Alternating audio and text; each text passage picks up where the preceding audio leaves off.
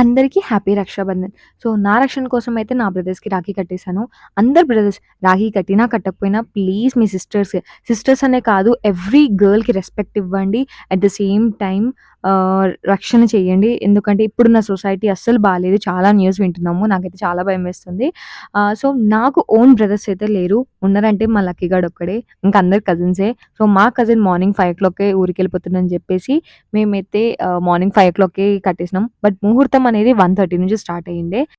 So, మీలో ఎంతమంది మీ fathers కూడా రాఖీ కడతారు?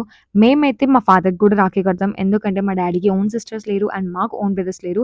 సో, ఎప్పుడు మాకు ఆ ఫీలింగ్ రాలేదు. డ్యాడీకి కూడా ఆ ఫీలింగ్ రావద్దు కాబట్టి నేను అండ్ అక్క కలిసి డ్యాడీకి కూడా రాఖీ కడతాం. ఎవ్రీ టైమ్ డ్యాడీకే ఫస్ట్ రాఖీ కడతాము. సో, ఈసారి కూడా అంతే మా డ్యాడీకి కట్టేసామనమాట.